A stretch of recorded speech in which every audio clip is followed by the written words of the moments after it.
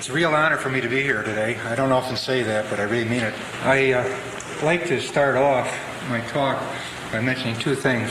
One, please don't believe anything I'm going to tell you. The American people are so inundated by misinformation. There's absolutely no reason you should believe anything anybody tells you, particularly the evening news. Of course, with everything, there is an exception. And I think in my case, I have a fairly valid exception.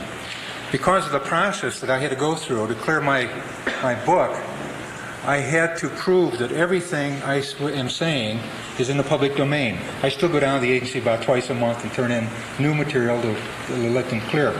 And in doing that process, I have to produce or pull out from government documents that particular information, because they inevitably say you can't say it, it's classified. And I will inevitably locate that information in the public domain.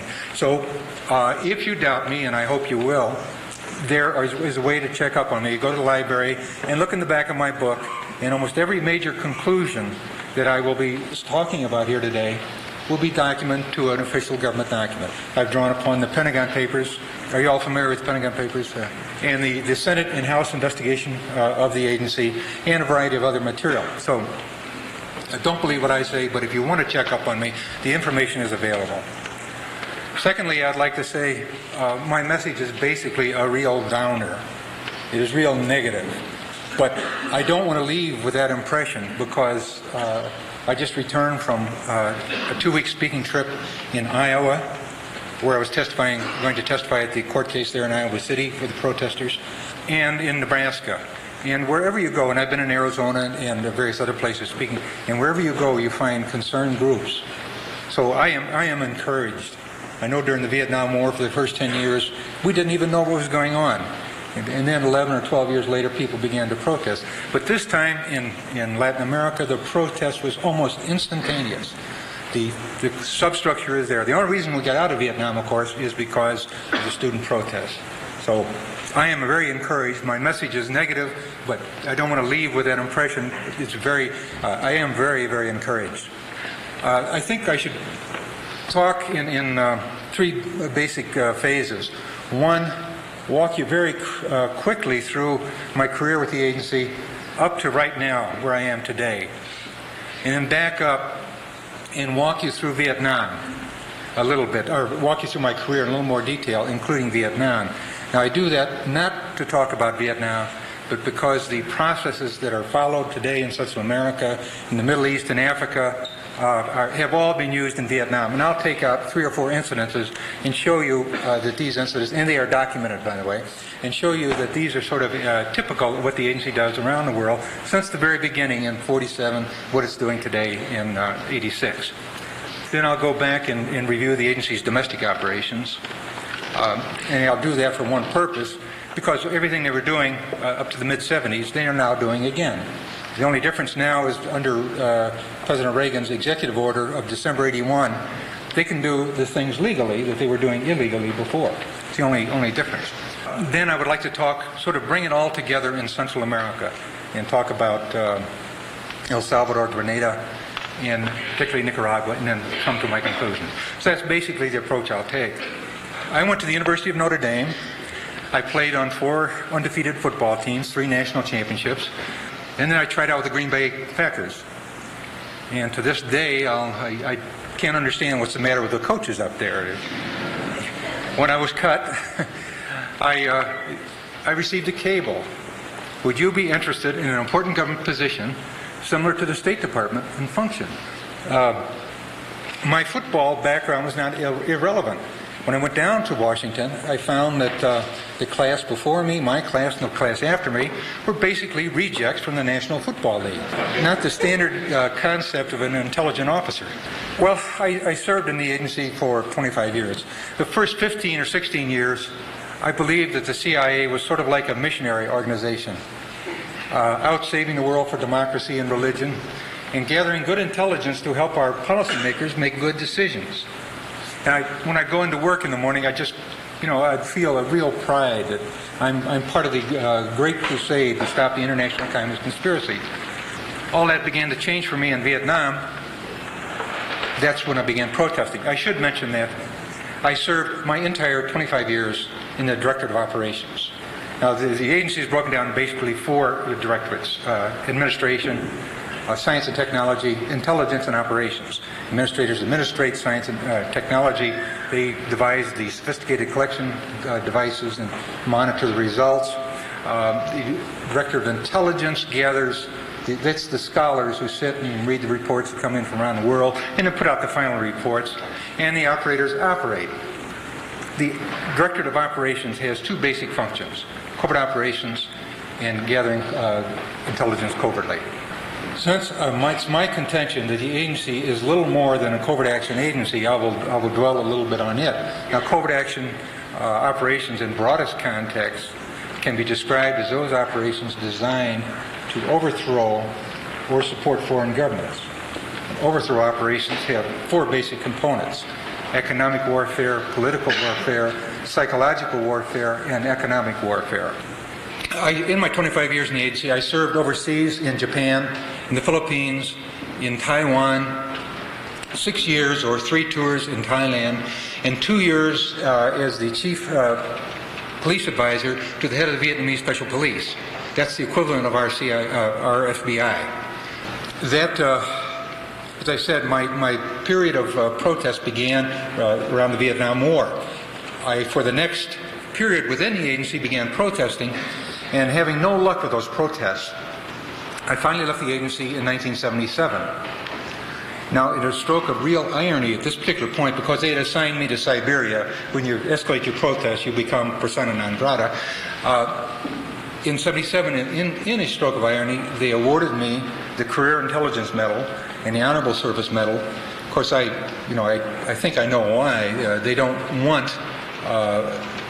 They know they had a loose cannon, and they wanted to kind of damp me down, appease me a little bit, and I think that was the purpose of giving it to me. But I also earlier had won awards, 2 Vietnam Service Awards, a commendation for the Director for devising a program of counterinsurgency and intelligence, and a variety of other CIA and foreign awards. Well, when I left the agency, I testified before the Senate and House Intelligence Committees and before a variety of other Senate and House committees, all related to CIA activities. I immediately set about writing a book about my experiences. It took me 3 years to research and write the book, and then, like all CIA officers, when you join the agency, you have to sign a secrecy agreement. And as I said, I must submit everything to the CIA for pre-publication review. I did, and they came back and they said they have identified approximately 400 security violations in my manuscript. And they returned it, in little bits and pieces of paper, because some of the deletions ran up to several pages in length. Well, to defeat this process, I went through, going through the public record and pulling out the identical information. And ultimately, with this effort, I got virtually everything reinstated. There are a few little specifics that I didn't get reinstated, but for the most part, they were all reinstated. I did, in a few cases, they had deleted some very boring information. Well, I said, rather than fight them over this, why not just leave in this comment, 7 words deleted? It looks a lot sexier than mine. So I didn't fight them on all of them. Then I went looking for a publisher, and long, hard process, and finally one publisher said, you've written a nice legal brief here. You make your points, and then you have your citations to your information. But boy, it's dull as mud. Who would want to read a legal brief? So we will publish it if you'll rewrite it as a autobiography, which I did. I then resubmitted it to the CIA for pre-publication review. I didn't put any more secret details in there, but I just added my personal life. At this time, William Casey had become director of the CIA, and they, in essence, told me, we're not going to let you publish your book. And I said, well, you can't stop me. Everything that's in the book, you have not only cleared for other people, it's not only in the public record, but you also cleared for me before. And the laws that you operate under say you may not reclassify information once it's been declassified and released. And the response, in essence, well, that's tough, we're doing it anyhow, there's nothing you can do about it. Well, this was a very critical period. I just didn't know what to do. I really worried about this, because if they would have stopped me with that, then I would not be able to speak to you here this evening. but everything would have been classified. So I called the Washington Post, and the Washington Post ran a long expose of how the CIA was was violating the law by reclassifying information that was in the public domain, a violation of the law of the land. This public exposure forced the agency to relent, and the book was finally released. Subsequent to the release of the book, I then traveled to Cuba, where I stayed about a week, to Grenada, where I met Maurice Bishop prior to the coup. He was the head of the New Jewel movement there. And then I went on to Nicaragua and traveled around Nicaragua for a week, particularly up to Jalapa, near the border area. I understand that's Boulder's sister city. And I saw the devastation being visited on the Nicaraguans by the CIA-backed Contras. I went to the hospitals and talked to some of the wounded soldiers. I talked to the mothers of whose sons had been killed, and I saw the destroyed granaries and bridges and what all. I did this because I wanted to come back and talk about my experiences, and I felt it would give me greater credibility if I had actually been to those places and seen for myself. Currently, I'm involved in what I think is probably the most informative program I've ever been involved in. I've joined the computer age. I've got an extensive library on the CIA. I doubt if there's a book about the CIA that I don't have. And what I'm doing is I'm going through all of the books written by pro-CIA officers, by anti-CIA officers, by the Senate committee, by the House committees, the Pentagon Papers, and I'm drawing out from those books information on CIA techniques. And it's an extremely interesting process because you could almost see the procedures are repeated over and over and over again, these different situations and different situations overseas, different procedures used in different situations, but the processes are fairly uniform. And they call espionage and covert operations the world's second oldest profession. And like the world's first oldest profession, there ain't much new. The same things happen over and over again, just different settings and different partnerships. I'm pulling out, for example, how many times has the CIA planted a so-called communist weapon shipment, made arrangements for its discovery, and then broadcast it through its massive media organization, and then used that communist weapon shipment as a justification for overturning another government. How many times has it forged a document in the name of a group or another government and used that information in that document as a means of overturning or supporting another government? And you can just see these processes over and over again, and I can almost write the script in advance, and sometimes I do. And of course I submit it to the CIA for pre-publication review, and when they scream real loud, I know how accurate, my predictions are. Well, that's pretty much me right up to the moment. When I'm not speaking, I'm sitting in front of my computer pulling out this information. I'd like to back up now and go through my career just a little bit more in more detail. I took the training, the normal spy training, document photography, secret writing, radio communications, agent communications, dead drops, live drops, recruitment, surveillance, counter-surveillance, all the various things that one tends to associate with spying operations. And then I went down to Camp Peary for the paramilitary training. And there we were giving training in dirty fighting, I called it, how to kill or maim with a variety of innocent-looking implements, including your hands. The demolitions training, the characteristics and use of TNT, nitroglycerin, dynamite, C3 and C4 plastique, and the niceties of the various booby-trapping devices such as pressure release, push-pull, and the various detonating type of detonating cords and fuses. The firing of a variety, the cleaning and maintenance of a variety of weapons, communist and American, the standard military tactics of small unit movements and survival, escape and evasion, and all of those sort of efforts, and the parachuting. And I've never credited myself with being very swift, and I mean this. I'm very slow to get the picture. But one day when I was floating down under this canopy, I thought back to the cable that recruited me. You'll be doing something like the State Department in function. That wasn't my impression of the State Department. Then I went to, after the training, I went to Japan, Philippines, Taiwan. Taiwan, we were sending agents onto the mainland of China, or trying to send agents on the mainland of China. And although I can't say this directly, I can quote Pierre de Silva, former chief of station in Hong Kong, said they had virtually no successes at all. And I think that was an overestimate of their operations. Then in 1967, I was in Thailand. And the early 67, and the chief of station called me in, and he said, Ralph, we want you to begin a counterinsurgency program and an intelligence gathering program with the 50,000-man Thai National Police Force. And I looked at him in amazement. I was really surprised. And just me, and 50,000 Thai police? He said, yes. And the Thai police were basically just patrolmen who had several years of schooling. To the officers that had a little bit more schooling. I thought, my God, this is a real mission impossible.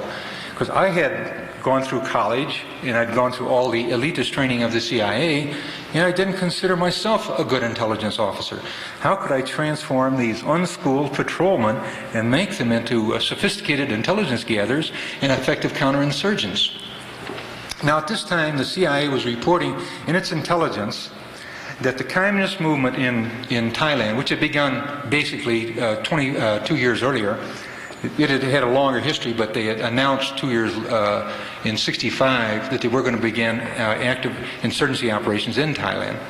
The CIA was reporting that in all of Thailand that there were 2,500 guerrillas, and they lived up in the mountainous areas in the mid-south, northeast, north of Thailand, and they were all guerrillas, and they lived up in the mountainous areas, and they had come down into the villages and raid in the villages to force the people to support them with money, food, and then they would kidnap young men and take them back up into the mountains and incorporate them into the movement.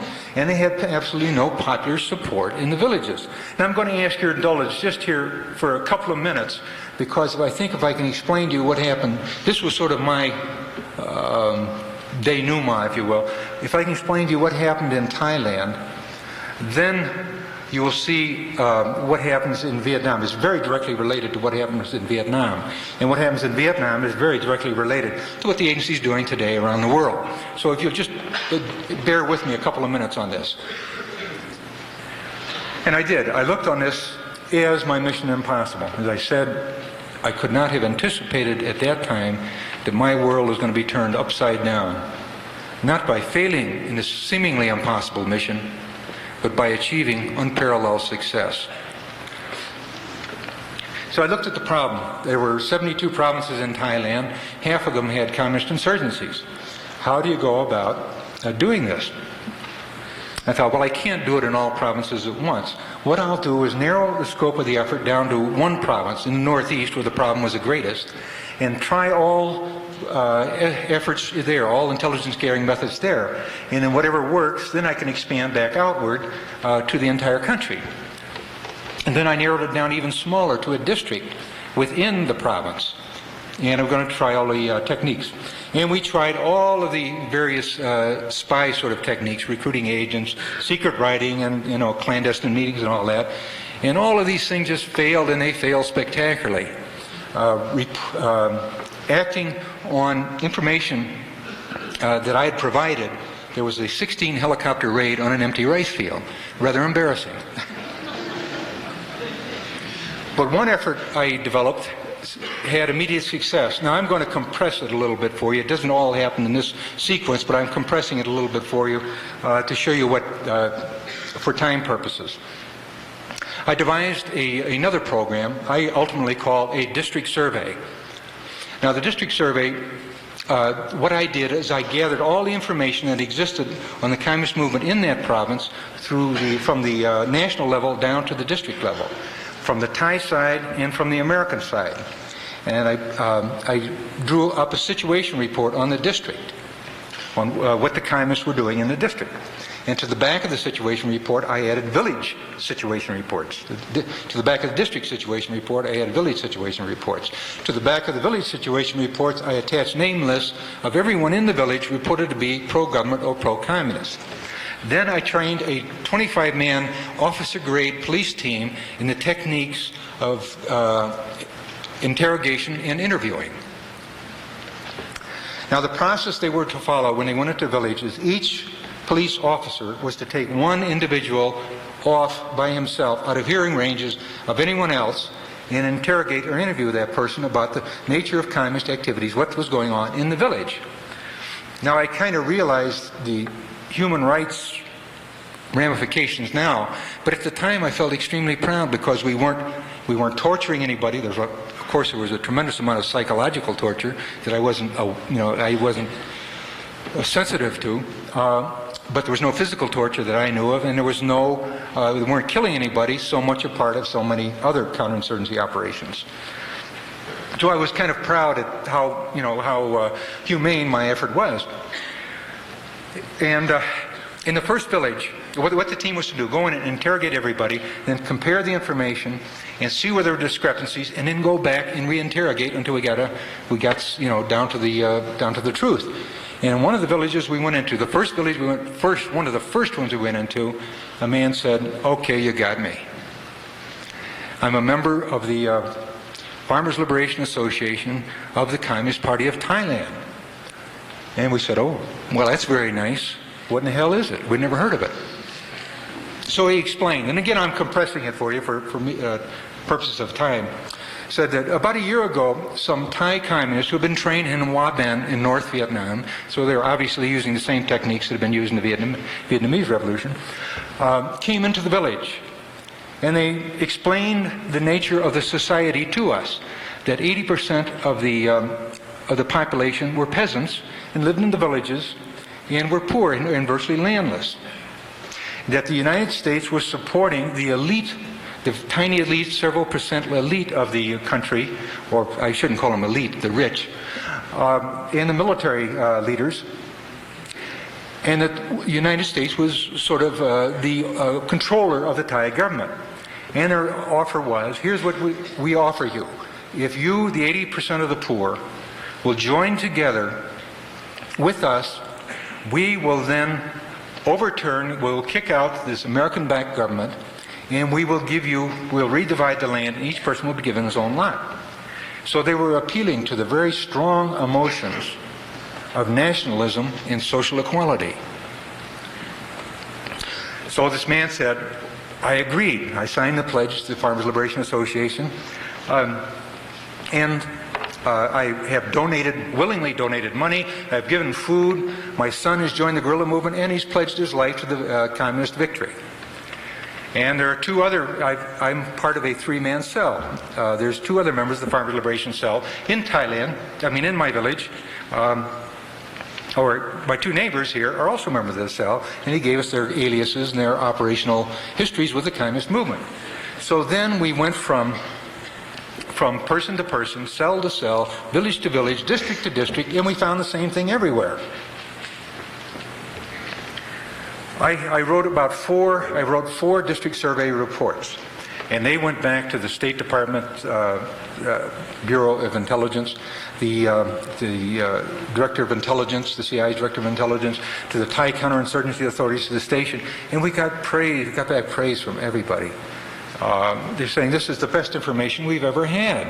The DDI, the Director of Intelligence, came back and said, this is the first time we've ever understood what the communists were doing in the rural areas. The governor of the province said the same thing. I've been a native of the province for all of my life, and it's the first time I've known what the communists are doing in my province. So the chief of station then called me in and said, Ralph, he congratulated me. He had congratulated me many times, but he congratulated me again and said, your 2-year tour is almost up. Normal tour is 2 years. Said, we want you to expand this program outward to the entire country as was the original plan. Will you agree now to come back for another 2-year tour, to sign up for another 2-year tour? And to me it was like a prayer being answered. It really was. We were destroying the hated communist movement. We're doing it without all the torture and killing that's so much attendant those sort of programs. We're doing it at virtually no expense because the Thais were so happy with the program. They were paying the salaries of everybody. That was a very unique situation in agency liaison operations. And I was personally very ambitious. I said, of course I'll come back. It is like a prayer being answered. It's just what I wanted to do. So I went back to the province, and a couple of weeks later I was called back to the station. And the chief of station said, I've got a dispatch here from headquarters, and they say your tour is almost up. How soon can you get out of here? I was in total confusion. I don't want to leave. I want to go ahead with this program. I want to stay with this program. Look at the tremendous results we've had. I pulled out the rating sheets from the DDI, from the State Department, from the governor and all. Look, I want to continue this program. We're destroying the movement. All of these arguments. He said, well, headquarters wants you back there. There's nothing I can do. How soon can you get out of there? Well, in my confused state, I really was totally confused. I couldn't understand it at all. In my confused state, I started thinking, and I said, well, I've got another team in the field. They'll be out there for another 6 weeks. It'll take me about 6 weeks to write the final reports once they come in, and take me a couple of weeks to wind up my personal affairs. So I can get out of here in about 3 months. He said, that's all right. I'm going to shut down the program. I want you out of here right away. I couldn't understand it. I just could not understand it. It took me years to understand it. That, as I said, I'm not very swift. But here's what it was. We were finding that there was a popular-based movement in Thailand. The Communist Party was a popular-based movement. Now, if the agency allowed the CIA to tell the truth about the nature of the communist movement in Thailand, then they would have had to tell the truth about the communist movement in Vietnam. If they ever told the truth about the communist movement in Vietnam, there would have been only one policy option. That would be pull out and admit we were the invaders, and that the communists had the loyalty and the intense loyalty of the people. That would have been the only solution. Well, as I said, it took me many years to understand this.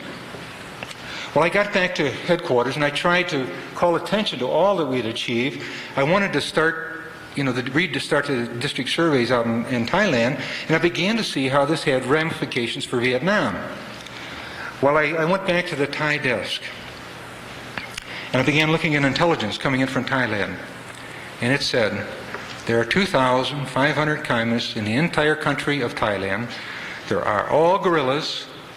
They live up in the mountainous areas, and they raid down into the villages and terrorize the people to give them money and food, and they kidnap young men to take them back up to join their guerrilla movement.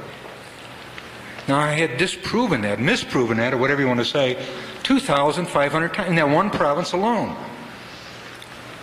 Well, I fought that battle in total confusion, because I was still a loyal agency officer. But at this time, Tet had occurred in Vietnam. Tet was when, the General Westmoreland was telling us there's light at the end of the tunnel, we'll be out of here in a year, and all of a sudden the whole countryside rose up and occupied every town and major city, and there was even fighting in the American embassy in Saigon. So I said, gosh, Vietnam needs me. I have to go out there and save Vietnam for democracy. As I say, I'm not too swift. It takes a while for the message to sink in. Well, I thought the agency adopted a very wise policy at this particular time, because after Tet, they had very heavy manpower requirements for Vietnam. And they were drafting people from the European division, from the Western Hemisphere division. Nobody wanted to go to Vietnam, and they had to draft people. But I did think that they adopted a wise policy, because for anyone dumb enough to volunteer, they gave you an immediate and mandatory psychiatric assessment. Well, I talked to the doctor, and he didn't tell me if I passed or failed, but he sent me to Vietnam. I know his evaluation is in that action somewhere, but I don't want to examine that. Before I went to Vietnam, I started looking into agencies' intelligence about Vietnam that had been reported over the years, jumping out of airplanes and parachuting. It said in 1959, in South Vietnam, there are 2,000 communists. They're all guerrillas. They live in the jungle areas. They raid in the villages and force the people to give them money, food, and they kidnap young men and take them out and force them to be join them in the movement. Well, in the face of massive, and I mean massive, CIA-backed counterinsurgency programs, in the face of massive bombing and napalming by the U.S. military, one would think that that 2,000 people by early '68 would have, tended to have been suppressed a little bit, deleted or negated a little bit. Well, in 1958, they were reporting there are 500,000 communist guerrillas in South Vietnam. They are all guerrillas. They have no popular support in the villages, and they terrorize the people to cooperate with them. Well, how did this 2,000 get these other 498,000? These 2,000 terrorize these other people to cooperate with them? There seemed to be a little bit of a non-logic to this whole thing. So I got a couple of academic studies, Douglas Pike's Viet Cong and Michael Charles Conley, Viet Cong Communist Infrastructure in South Vietnam. And I looked at these books and I said, here's how the communists go about building a revolutionary movement in the villages, or a revolutionary movement. They go into the villages, they promise to eject the foreigners who control the country, when they very effectively had ejected the French earlier, and they confiscate the land of the absentee landlords, very conscientiously divide the land up and give it to the people. They recruit the people on the basis of nationalism and social equality, and they form farmers' liberation associations, women's liberation associations, youth liberation associations, and they go from village to village, and when they have enough villages organized in a contiguous area, they have what they call a base area. And they organize base area, and base area. Now they're getting ready for the guerrilla warfare stage, and they begin to refine the organization and upgrade it, and they form a militia who are upgraded to local forces, or to guerrillas, local forces, main forces, to regular force units. And the party expands, and they take over control of the government in the villages, and they own the loyalty, complete dedication, loyalty of the entire people in the villages. Well, I went back to the agency's intelligence, and it didn't mention a single member of a liberation association, not a single member. Now, the National Liberation Front tried to help us out on this, the communist side. It announced that it had, in the various villages, 6 million members in the various liberation associations, 2 million farmers, 1.2 million women's, about 1 million in youth, and in various other numbers in a variety of other liberation associations. And yet there was not a mention of a single one in any agency intelligence report. I don't think you can find one in there even today. This was a little bit puzzling. Well, I began to realize later, I realized why you couldn't admit to this 6 million. Because the counterinsurgency theory prevalent at the time, prevalent again today in the counterinsurgency schools, is that you need 10 counterinsurgents for every insurgent. Well, if you admitted you had 6.5 million insurgents, you have to ship every able-bodied American man, woman, and child over there to fight as counterinsurgents. So we just ignored this reality and talked only about the guerrillas. Well, so I took my books and my knowledge, and I went out. I was going to save Vietnam for democracy, and I went out. I was going to change all of this. I was going to change the American government perception of the war in Vietnam, not realizing the nature of the enemy I was facing. And of course, the enemy, he is us. And I got out there and I started writing memos to the chief of station and buttonholing my superiors and my peers.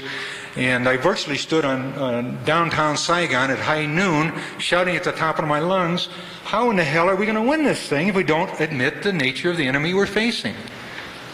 We cannot win if we ignore the existence of this mass-based, dedicated popular movement. So I fought that battle for about 6 months. Then I began to realize began to realize the nature of the problem. And I thought, well, the only thing that's happening here, Ralph, is you're running up against this brick wall and you're getting soft-headed, but you're not making any indent in this effort.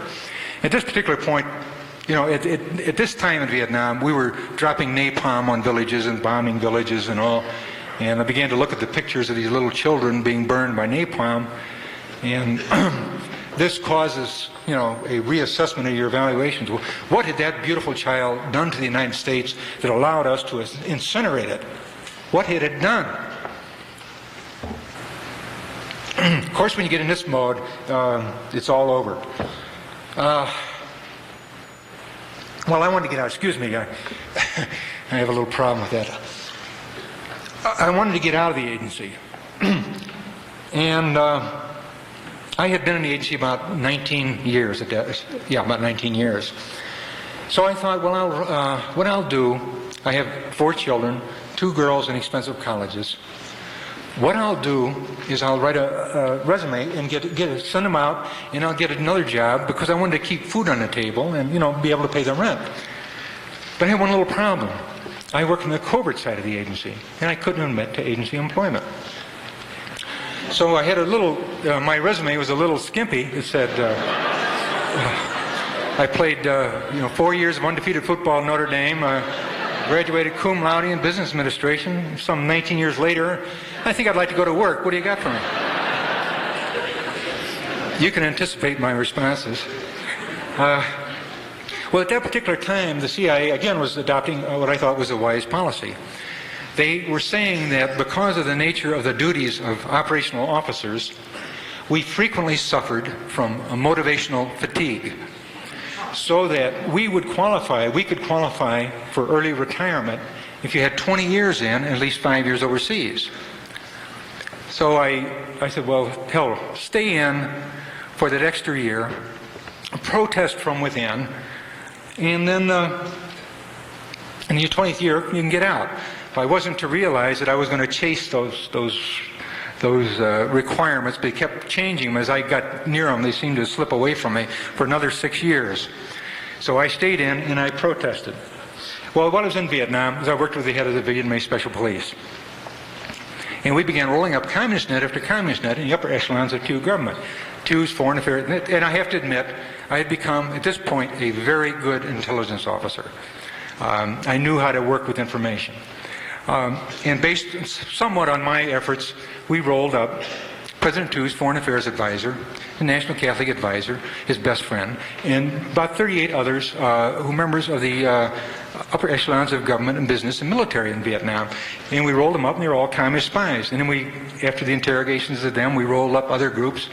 One analyst sitting back in Washington was, counting the number of communist spies in all of the government. We hadn't identified them all, but there were evidence that they existed. And he came up with a list of approximately 30,000 communist spies in the Q government. Now here's a wartime situation in a tiny little country, and there were 30,000 communist spies in the government. You don't have much of a government when you're, that penetrated. On the other hand, the CIA, the U.S. military, the Vietnamese intelligence and police and military had hundreds of thousands of people out trying to get penetrations into the communist movement.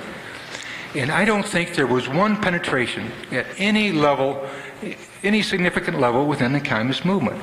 Now, it was a life-threatening situation to be a spy for the communists. And it was a cush, profitable situation to be a spy for the government. Yet 30,000 people voted to put their life on the line.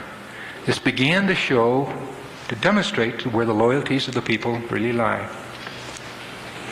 Well, I left Vietnam completely disillusioned, did another tour in Thailand, and by this time my protests had really escalated. I'd gone to the DDO grievance officers, to the Inspector General, to the Comptroller General, Executive Director, who at that time was William Colby, with my protests. And because of my protests, I was assigned to the agency Siberia. They assigned me to the International Communism Branch. They gave me a desk and a place to sit and nothing to do, and let it be known that I was a dissenter, around the bend a little bit, and people were not to have anything to do with me. And I was thinking, what in the world can I do? I don't have a real job, and I just want to sit here until I can get those years in. So I decided to do a study on Asian communist revolutionary procedures. I was sitting in the International Communism branch, and it was a good place to work from. So I began to compile a study, and I had to be completely devious about this, because every time I made my intentions known, somebody would stop it. So I had to be very, very devious. And I went about doing this study.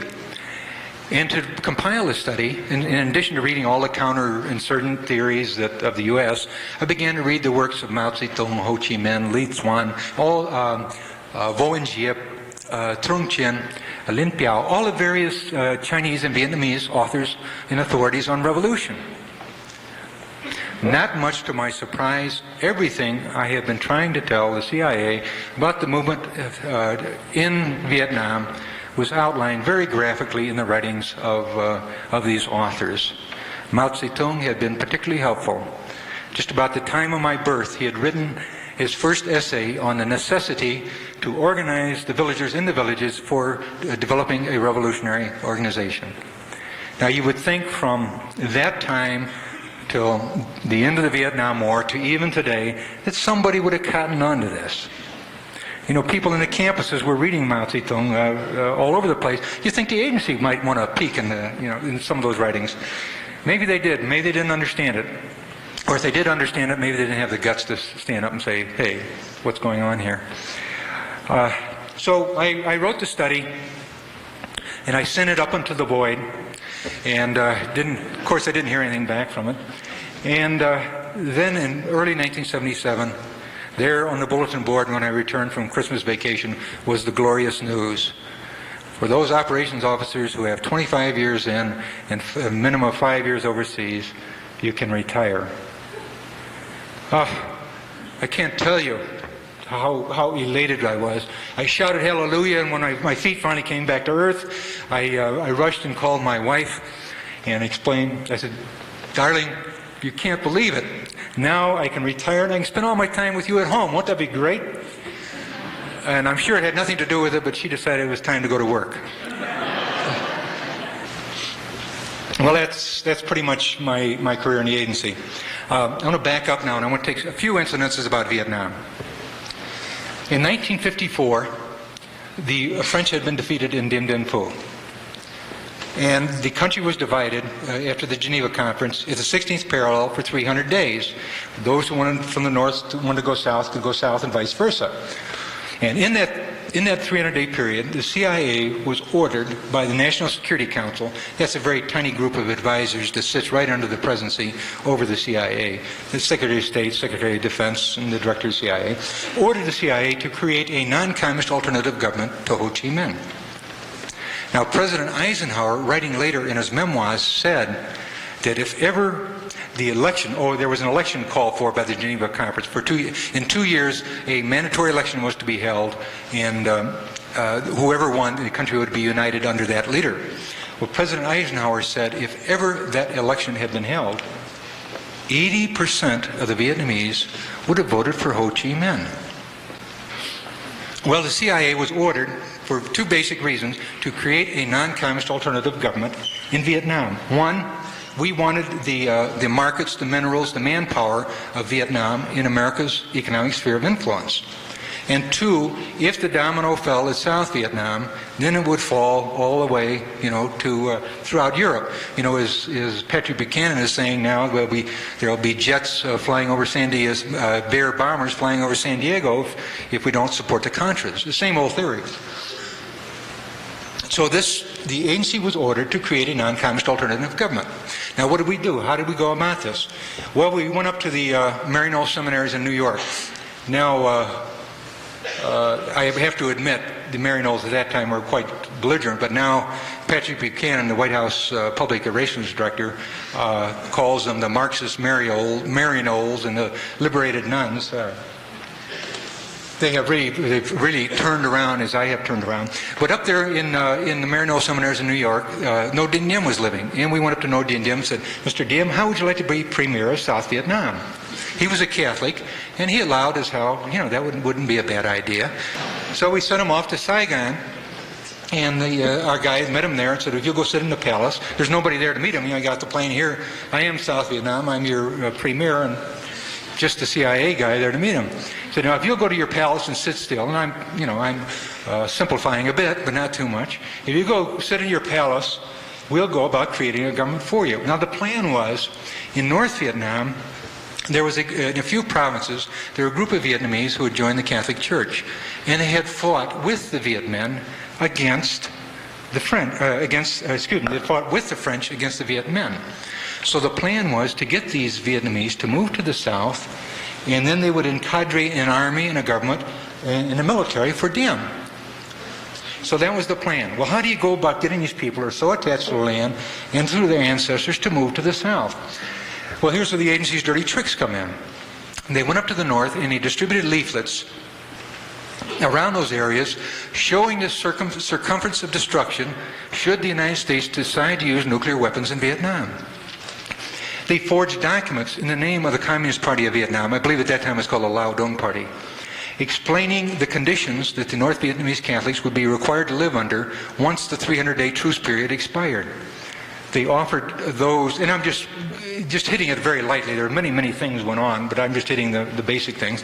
They offered those who would agree to go to the south money, land, jobs, and transportation south on its CAT airline. Tom Dooley, the U.S. Dr. Tom Dooley, working with the U.S. Navy out of Haiphong, was doing the same thing. So all of these efforts created a flood of approximately 800,000 Vietnamese moving from the north to the south. Now, I think here's the critical point, because here's what's happening to us today. The level of our media coverage was, here are the diseased, mutilated, tortured, starving bodies of the Vietnamese voting with their feet and escaping from the godless cruelties of communism. They weren't escaping from the godless cruelties of communism. They were escaping from the CIA covert operations. But I think that sort of put in concrete forever the American perception, not only of the communist movement in Vietnam, but communism generally. So they came to the south, and the CIA formed a police, a palace guard, the U.S. military trained the Army, Navy, and Air Force for Diem, and the government. Now we have a non-communist alternative government in Saigon. There's one problem, however. The French still had their guy there, Bao Dai. And we had our guy, Diem. So the agency and the National Security Council said, get rid of the French and take over this thing. The French have lost their will. Take over this battle on your own. We'll take over this on our own. So how do you do that? Well, you hold an election, obviously. And if the agency has done anything around the world over the years, it's rig elections. And they're really masters at this. So we held a plebiscite between Bao Dai and Diem. And Diem was rather popular. He got 98% of the vote. And he had more votes than there were registered voters. Now we had a non-communist alternative government of Saigon. Then Diem, of course, went about imposing his government over the rural areas, and they massively resisted the imposition of this government. Remember, Eisenhower had said if a legitimate election was held, 80% would have voted for Ho Chi Minh. But we were told 98% were for Diem. We just stood reality. And this was in his propaganda operations aimed at the American people. We just stood reality on its end. But at this particular point, we have to give the agency credit. They wrote a national intelligence estimate about the situation in South Vietnam. Now they're going to tell you the truth. This is a document that's going to go to the policymakers who are going to have to implement further policies about Vietnam. And here's what the National Intelligence Estimate says, and it's available in the Pentagon Papers. Ngo Dinh Diem is winning the loyalty of the South Vietnamese, and he's done it virtually all on his own without any outside support. Here are the two roles of the agency in sharp delineation. Its intelligence role was completely bastardized by its policy role of creating a non-communist alternative government in Vietnam. Well, its intelligence from that point forward and its propaganda aimed at the American people was nothing more than a creation of illusion that had absolutely nothing to do with the reality of the situation. Well, Diem obviously was not a viable leader, and in cooperation with the CIA in 1963, he was removed and assassinated. And in 1965, this is the last incident I'll talk about in Vietnam, it was decided that there was only one way to save Vietnam for democracy, and that was to introduce American troops. Now, we had been told all along that the war in Vietnam was an invasion of the legitimate government of South Vietnam by the North Vietnamese, when the opposite, of course, was true. Was more true. There was only one problem with the story. There were no North Vietnamese in South Vietnam. There were no communist weapons in South Vietnam. So how do you have an invasion when there's no invasion? Simple. The agency's responsible for black operations according to the Senate report on the agency.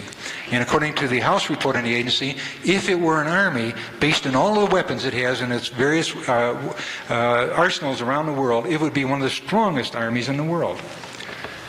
So the CIA loaded up a Vietnamese junk with communist weapons, ammunitions, demolitions, and forged a few documents, put them on the junk,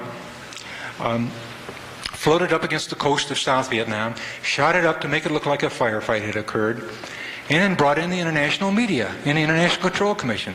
Said, here's evidence of the invasion.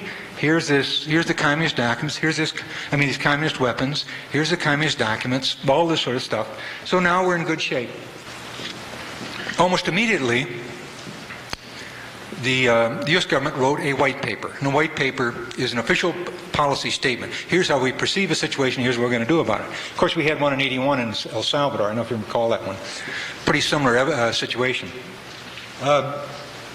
The title of the white paper was An Invasion from the North, the account of North Vietnam's attempts to conquer South Vietnam. Almost all of the evidence of the white paper were photographs of the junk, the documents, the weapons that had been planted on it by the CIA. A week or so later, we began Operation Rolling Thunder, the sustained bombing of North Vietnam. A week or so after that, we introduced 2 American battalion landing teams into South Vietnam. And very shortly thereafter, we were in active combat operations in South Vietnam. Let me read you just a couple of little statistics on the Vietnam War. This was all brought to us by this little CIA covert operation. Dead, 2,221,000 Indo-Chinese, 58,000 Americans. Destruction, 15,500,000 tons of firepower were used by U.S. forces, which equals 600 Hiroshima-type atom bombs.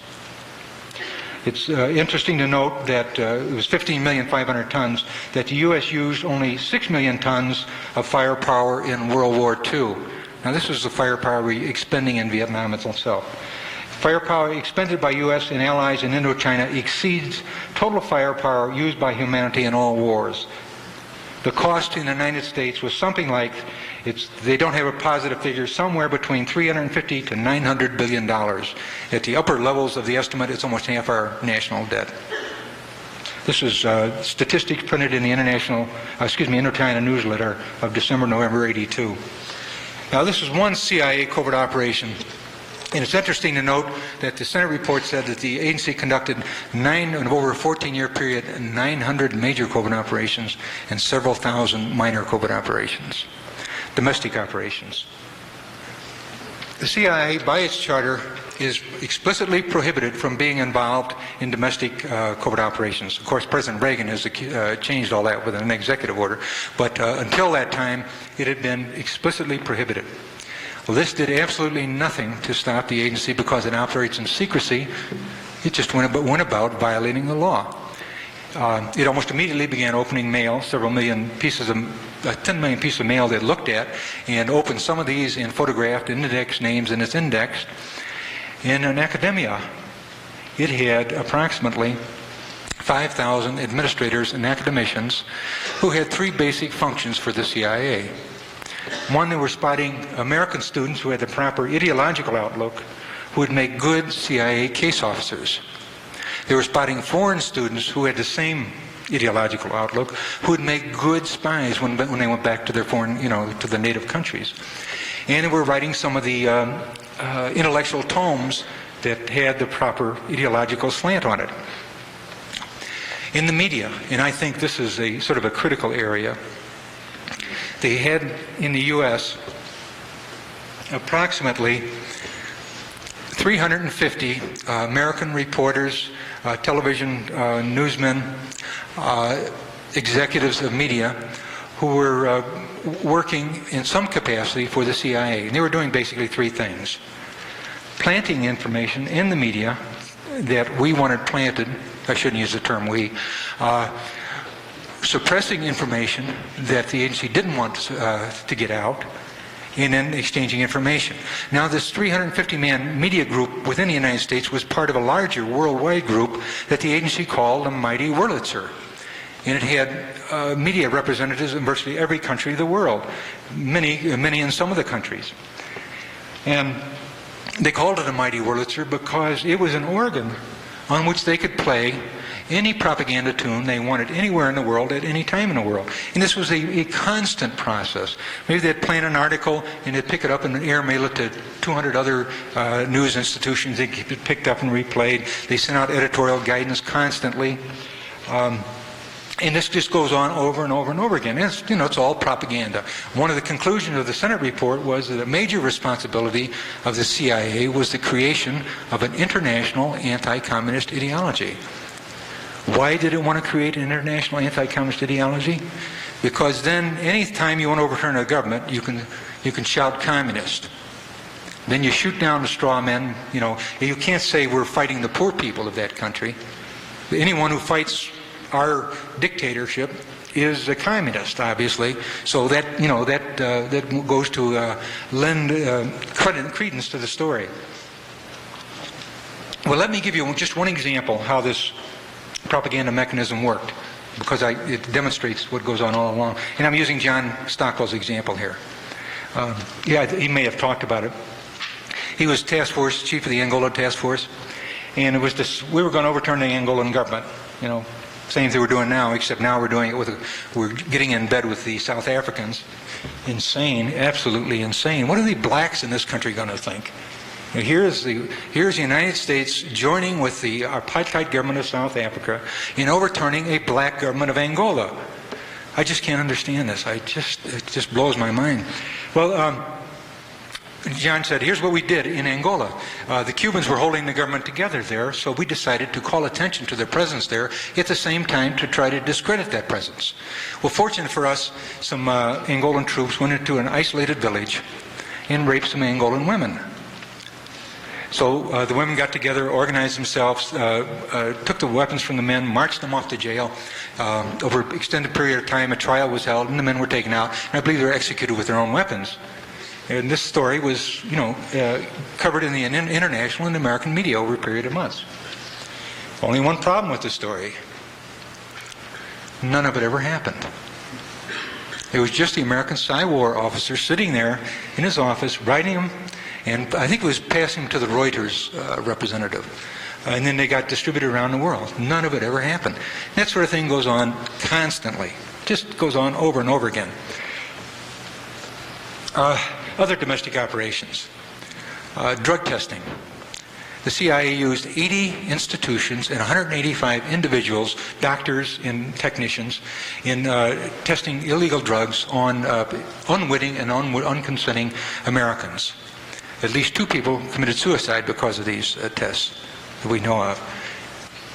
One of the more pernicious of all of these activities, they established in New York and San Francisco safe houses, where they installed one-way mirrors, and they hired prostitutes to go out and bring people back, Johns back, and they would drop LSD in their drinks and watch and film the ensuing action.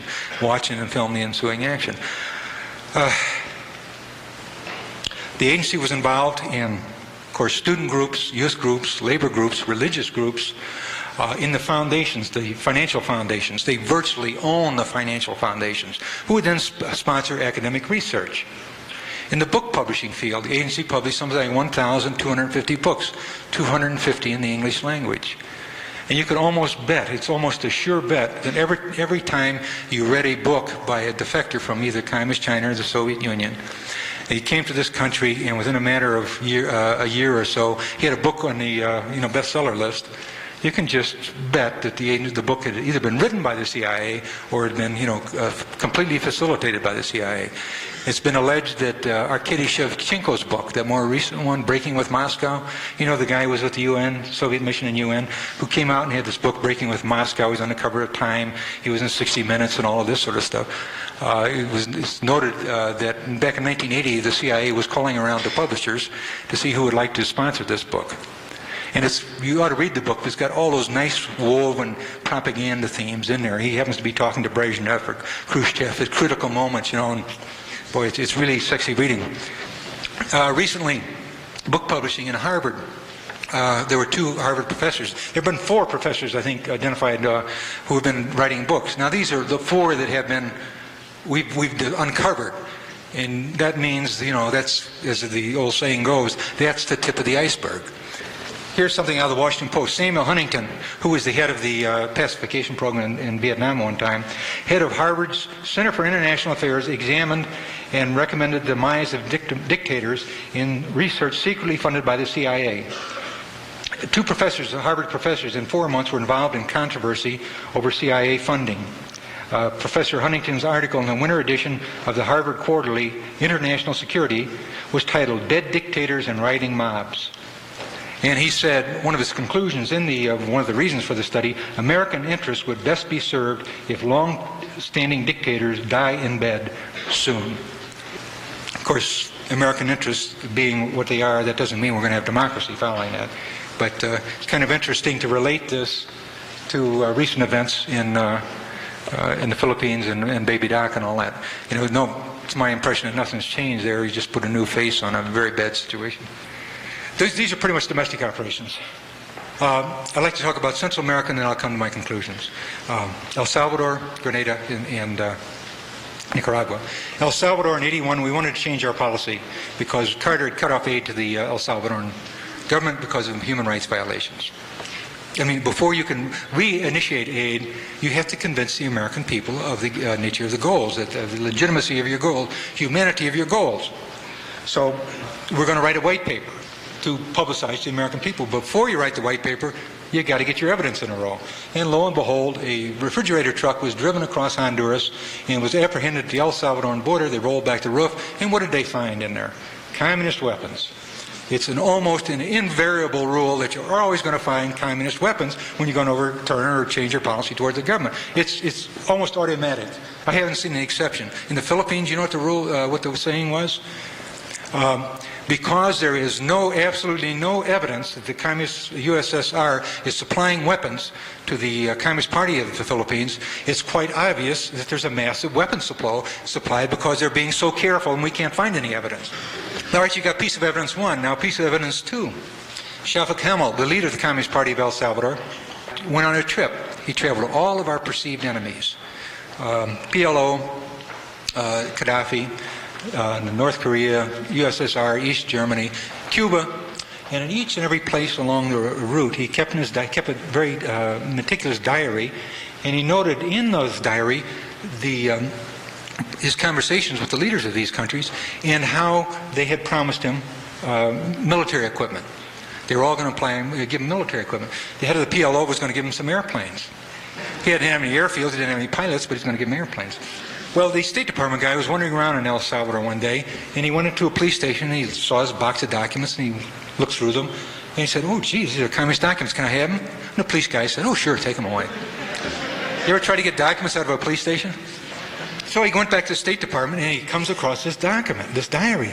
Oh, my God, what have I got here? What more do we need? And this was broadcast to the world. Well, later on, when we were able to get photocopies of the documents, a few very impolite people, myself being one of them, noted that wasn't it rather strange that this diary, this one man, as he traveled around the world, that his handwriting changed 3 times. He was maintaining 3 distinct handwriting styles, and he misnamed people and elements with his own government. An obvious forgery. The agency's not used to having its misinformation ops revealed. So you got piece of evidence 2. Piece of evidence 3. All you need is one more piece of evidence. Ambassador Robert White was sitting in his embassy in San Salvador, and somebody comes running in and said, "My God, El Salvador is being invaded on the beach down here."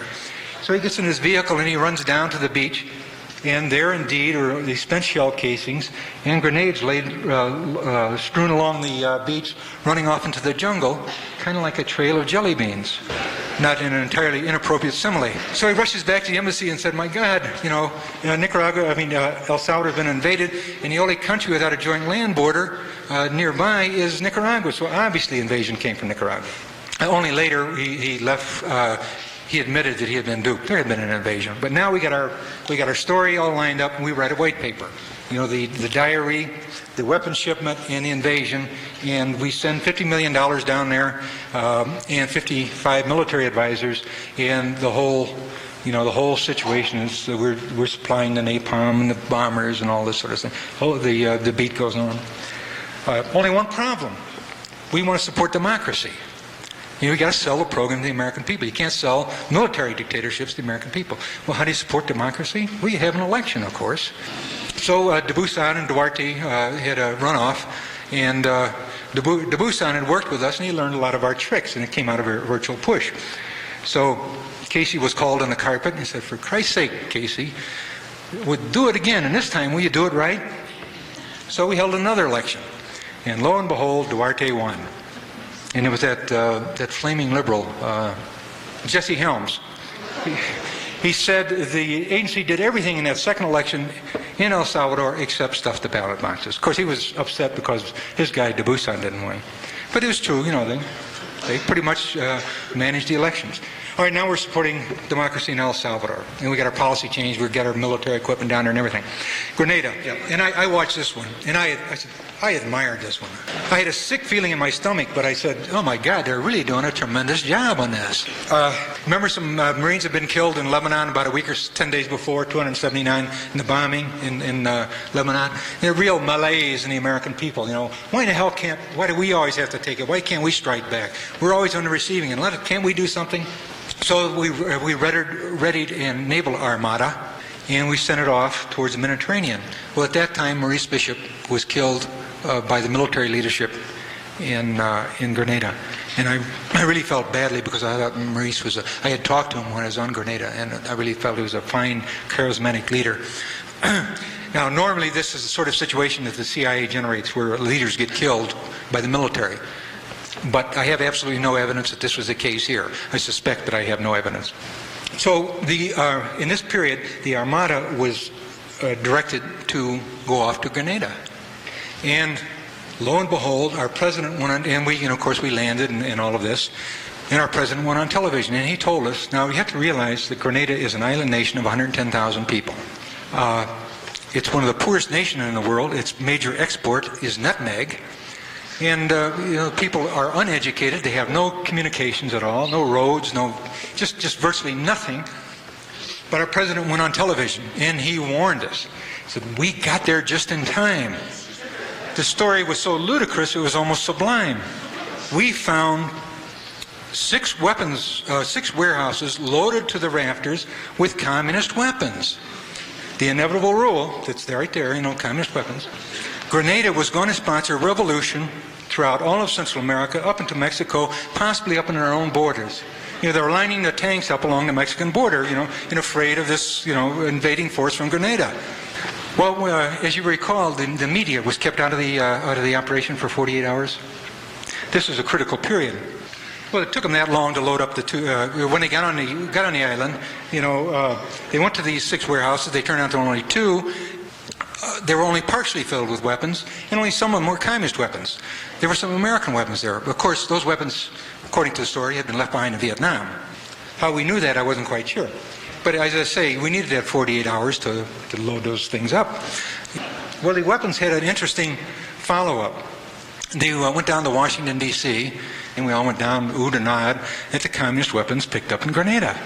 Then later on, when the interest died down a bit, they were given off to the Fort Aberdeen in proving grounds in Maryland. Then about a year ago, I read in the back of the Washington Post, I'm so glad I saw this, 2 lines. The weapons picked up in Grenada have been given to the CIA, back to that place from whence they came. one dumb admiral, the head of the task force, decided, he wanted some souvenirs of the operation, so he scarfed up a couple dozen of these automatic weapons. He's going to give them out to his buddies, and they would have a real commemoration of this glorious victory. He didn't realize when the agency started toting up, on his computers, all the weapons that it put there, they were going to get upset that they didn't get them all back, and he got in some trouble. Then one night on television, that same 48-hour period, I watched as the artillerymen, the American artillerymen, loaded up their pieces and fired up on this mountain side. We'd see them loading up, and the focus would shift up to the mountainside. We'd see the exploding area on the mountain. And the story that came along with it, here are the American troops wiping out pockets of Cuban resistance. Now, all of a sudden, this massive Grenadian revolutionary force seemed to be nowhere on the island, and the only thing we were fighting in Grenada were Cubans. Well, unfortunately for this story, there seems to always be a catch. This was exposed during a frontline PBS program, TV program. A reporter had been on the island when all this occurred, and he was smart enough not to make his presence known. So that one of the first days he had wandered up, he'd taken a bottle of wine and a sandwich, and he went up on the side of the mountain. He was up there all by himself, and sitting there drinking his wine and eating a sandwich and watching the helicopters land and the LSTs rolling, all this frantic activity going on.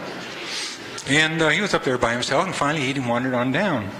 He got down. A little while later, he walked over to the artillerymen who were firing up the mountain where he had just been. So, what are you doing? We're wiping out pockets of Cuban resistance, obviously.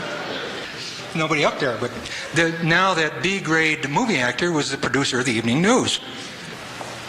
Then we saw on television, you would pan on the walls of Grenada, the houses of Grenada, you could see signs, thank God for the Americans from saving us from this terrible oppression and all these sort of things.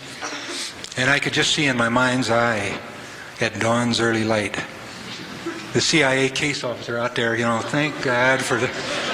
The story goes on, but those are some of the basics. Nicaragua.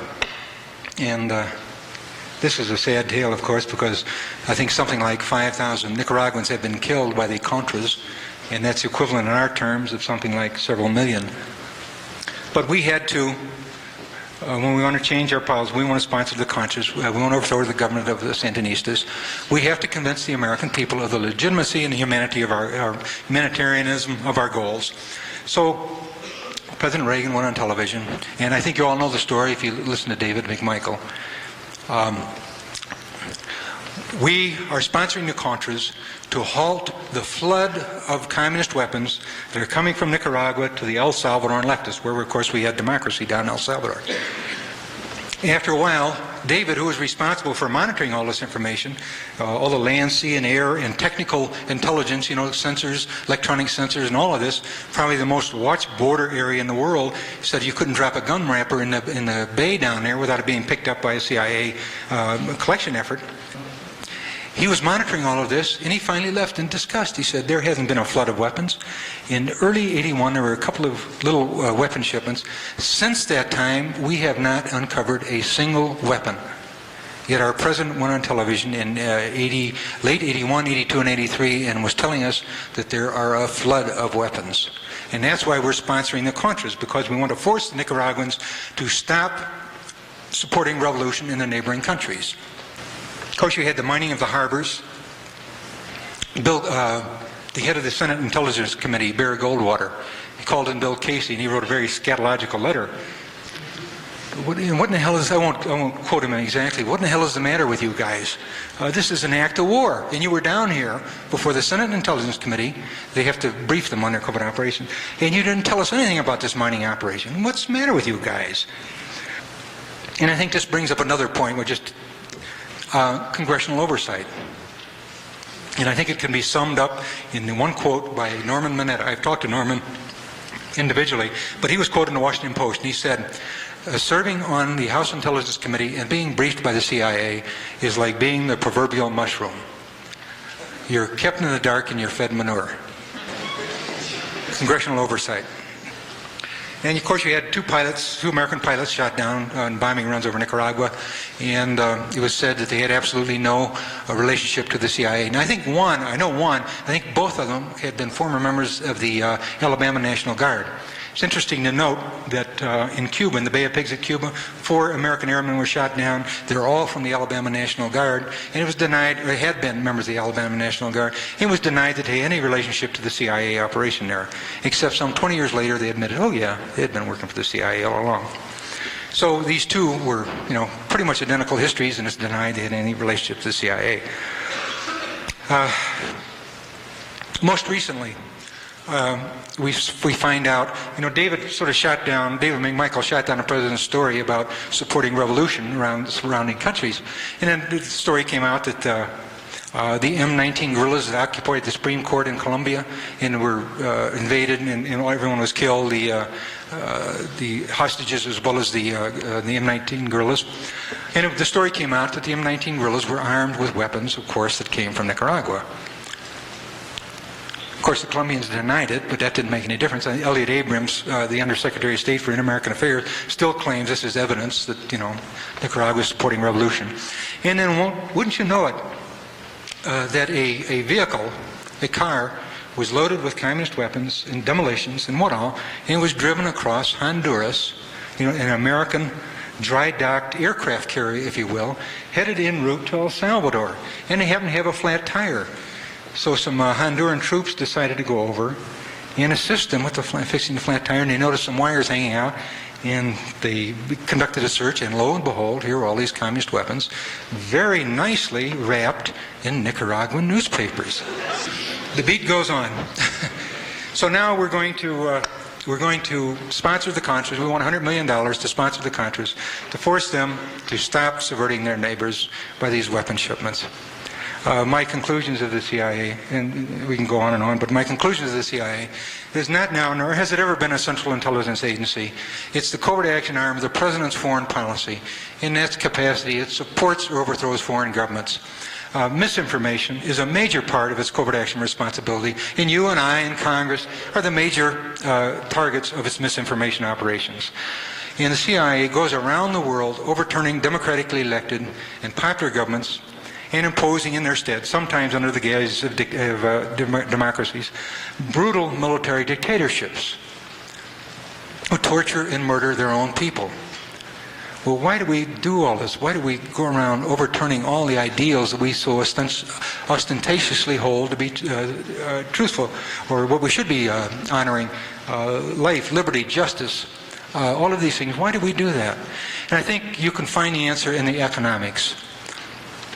And in my estimation, you boil it down to the finest area, the CIA is nothing more than the action arm of the Americans' transnational corporations. The CIA goes around the world overturning these governments and then imposes these dictatorships. Now let me give you an example. Agribusiness, say in the Philippines as an example. They will go in and say, we will buy all of the products you can grow, all the beef you can grow, or all the products soybean you can grow, if you will grow them. So the oligarchy, the landowner says, all right, but I only have 50,000 acres, I want 1,000,000 acres. So we'll send the troops in. He's aligned with Marcos. We'll send the troops in, and they'll drive the peasants off their land. And any who protest are killed. Or if you develop try to develop a union or a cooperative, you have the death squads. So I think what is happening, not only are we destroying the life, liberty, and justice abroad, but we are destroying the American farmer by these activities, because now you can produce, by these costs of labor that go from maybe $1 a day, this immense profits for the transnationals. Now the same thing happens in the manufacturing field. Where do your clothes come from? Korea and Taiwan. We've got dictatorships. And they're earning just a fraction of the amount of money that the American worker is earning. The Hyundai car that's coming to the United States, Korea, the labor costs there are about $2 an hour, versus the American, $20 an hour.